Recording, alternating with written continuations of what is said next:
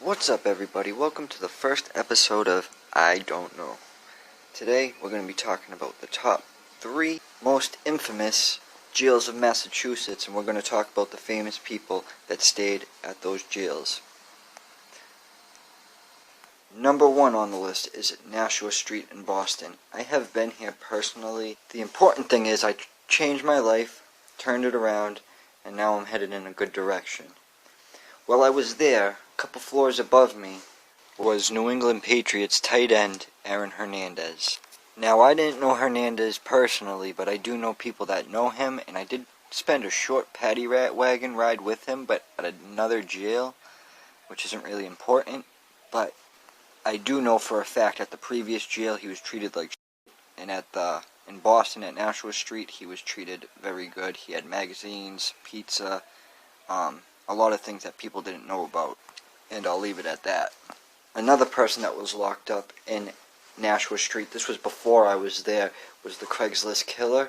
He was there, the same floor Aaron Hernandez was on. This man would eventually take his life at this jailhouse. He ended up putting a bag or a pillowcase over his head and ended up slicing his wrist till he bled to death. It's kind of funny when I think back on it that Aaron Hernandez and the Craigslist killer both committed suicide and they were on the same housing unit. Probably a coincidence, but probably something that not a lot of people have put together. Moving right along to number 2 on the list is the Old Charles Street Jail. There is so much history surrounding this place.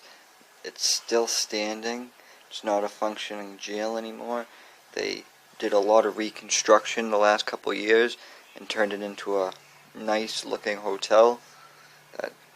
But back in the day, everybody that got arrested in Boston pretty much came through this place. The most recognizable faces that came through are probably Whitey James Bulger from the Winter Street Hill Gang. He came when he was a kid, and also Malcolm X. They both came while they were young in their heyday and awaiting trial.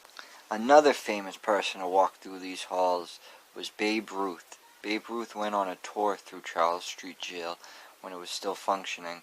He wasn't an inmate, he was just as a citizen. Number 3 on the list is Ash Street in New Bedford, not to be confused with Nashua Street. I know it kind of sounds familiar. This is another place I was at. This is the oldest jailing facility in the United States, I believe. Salem had the oldest standing jail till about maybe 5-10 years ago when they knocked it down. But not only is the age of this building amazing, where it's located is pretty mind-blowing. It is literally in the middle of the hood. This place is flooded with drugs and violence. At least when I was there. I know they cracked down the last couple years. When I was there, what I witnessed was pigeons, little dead pigeons, getting thrown over the fence with drugs filled inside them. Drugs getting smuggled in through visitation. And there was a few other ways they were getting the drugs in, but I don't want to get anybody in trouble. There wasn't any real high-profile criminals that come through the doors, other than World War II vets coming home and getting arrested for drunkenly disorders. But one name that sticks out among the rest is Lizzie Borden. Supposedly this is her bed that was still there. It's mainly speculation at this point, but it definitely makes for a good story. I'm glad you made it through the video. Please like, subscribe, comment, let me know, and I'll take your feedback into consideration. Subscribe, like, I appreciate it.